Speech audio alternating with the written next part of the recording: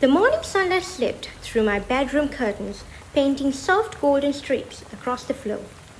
Half-packed suitcases surrounded me, and my once cluttered desk looked strangely empty. Only a few framed photographs remained on the shelf. A family vacation, my parents smiling at my school graduation, and one of my younger sister and me building a sandcastle that the waves washed away only minutes later. Funny how memories worked. They always seemed happiest when you were about to leave them behind. I folded my last sweater into the suitcase and pulled the zipper closed. The sound echoed through the room, louder than it should have. It wasn't just a suitcase. It was the end of one chapter and the beginning of another. Liana! My sister's voice drifted upstairs. If you don't come now, I'm stealing your pancakes. I laughed. I'm coming. Before leaving, I took one final look around my room. The pale blue walls had watched me grow up. They had witnessed sleepless nights before exams, rainy afternoons spent reading mystery novels, and countless moments when I imagined what university life would be like. Now, I was finally about to find out. The smell of butter and maple syrup welcomed me downstairs. Dad lowered his newspaper as I entered the kitchen. There's our future lawyer. You've been calling me that since I was 12, I said with a smile. And one day, I'll finally be right. Mom placed a stack of pancakes in front of me. Eat. I will. Properly. I sighed dramatically. Yes, Mom. My sister burst into laughter. I told you she'd still treat you like a child. I'm 19. Exactly. The four of us laughed together.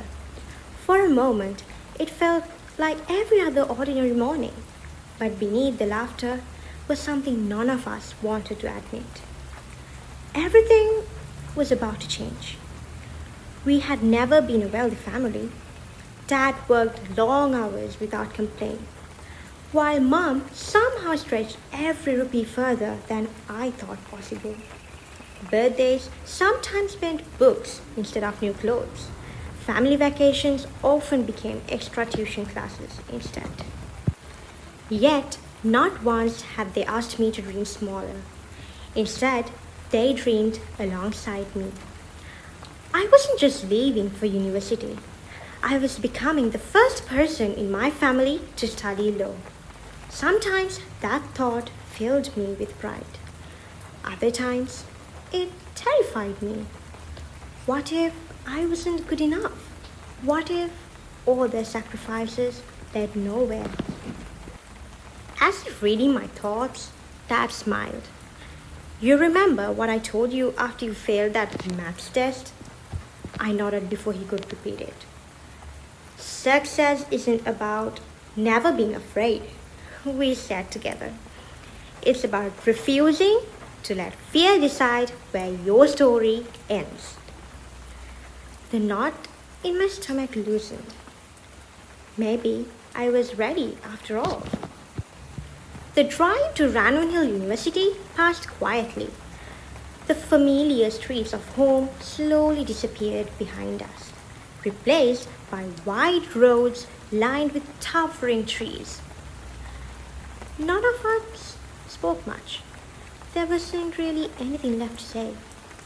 Then, as we rounded one final bend, my breath caught. There it was. Ravenhill University. Black iron gates stood proudly beneath the morning sky, opening onto a campus that looked more like a storybook than a university. Historic stone buildings stood beside elegant glass structures, while gardens overflowing with flowers stretched between winding pathways. Students crossed the grounds carrying coffee cups and backpacks, laughing as if they had known one another forever. It felt alive. It felt endless. Dad parked near the entrance. For a few moments, none of us moved. I stared through the window, trying to convince myself this was real. My dream was no longer something waiting in the future. It was standing right in front of me. Stepping through the gates felt like crossing into another world.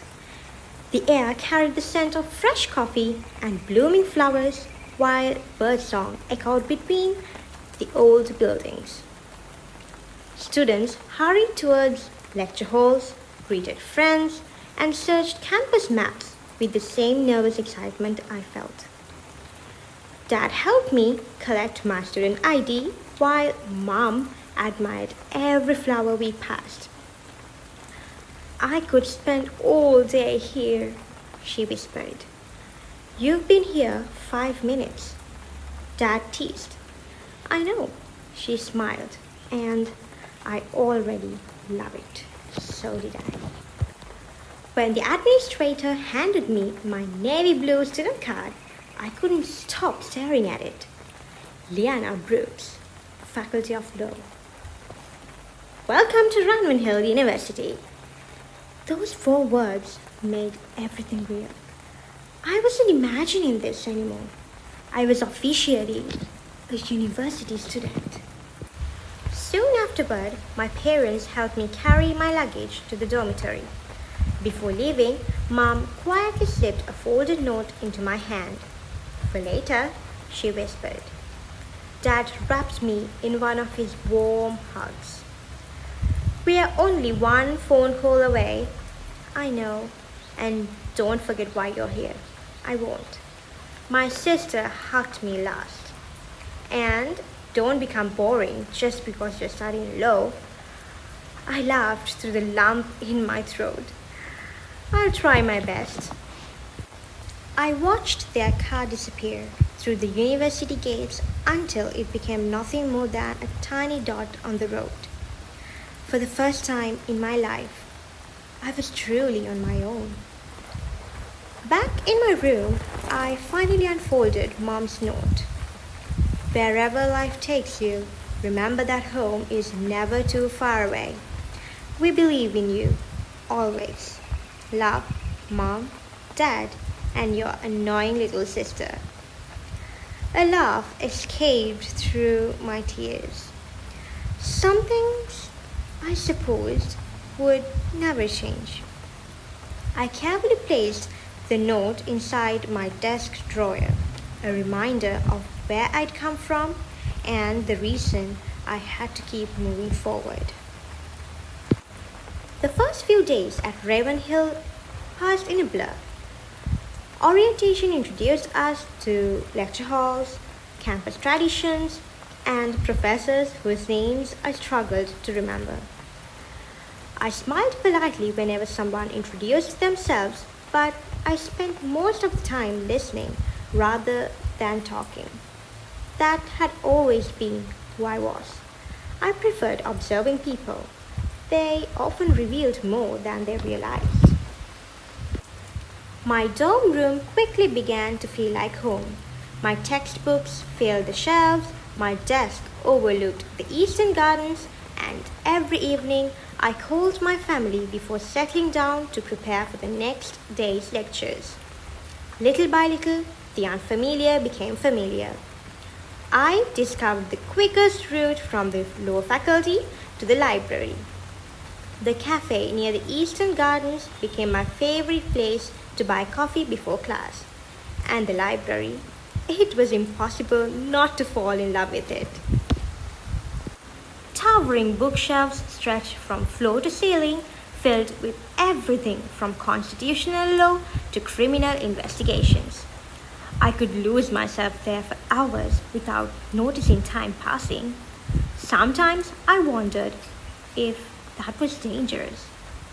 Not the books, me. If I found an interesting case, there was a good chance I'd forget the rest of the world existed. For the first time in years, life felt steady. Every morning began with lectures, every afternoon ended in the library.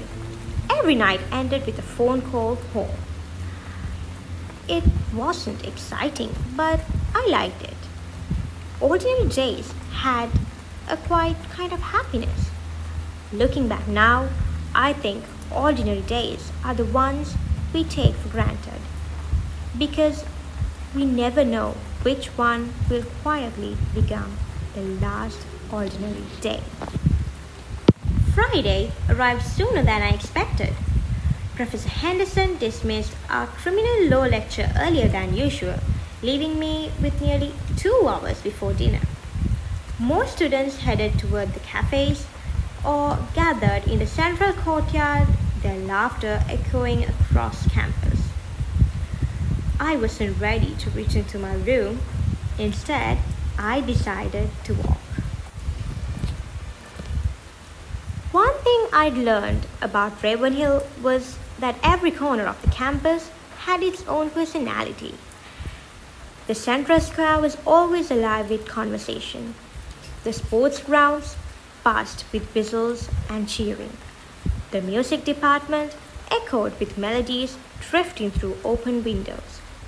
But the path leading to the lake, that place belonged to silence. The further I walked, the quieter everything became. Willow trees swayed gently in the afternoon breeze, their branches brushing the surface of the water. Sunlight shimmered across the lake like scattered pieces of gold. I rested my hands against the wooden railing of a small bridge and watched a pair of ducks glide peacefully across the water. For the first time all week, I allowed myself to simply breathe. Then I heard it, a quiet, uneven breath. I frowned. Another followed. Then the unmistakable sound of someone trying and failing to hold back tears. I lifted my head.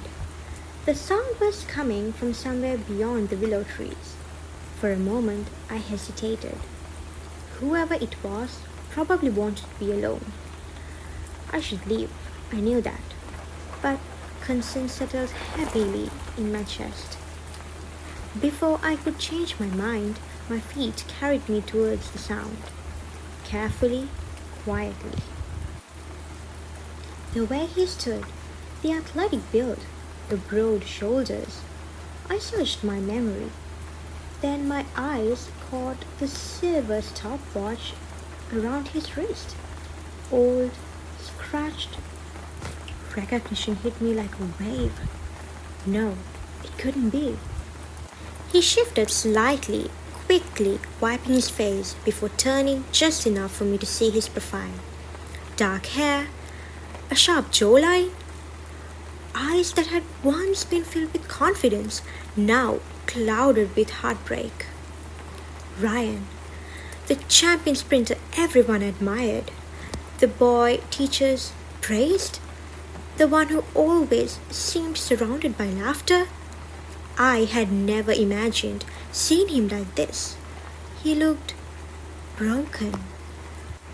For a long moment, I couldn't move. Nothing made sense. Why was he here? Why was he crying? What could have happened to someone who always looked so unstoppable? My thoughts raced, searching for answers that refused to come.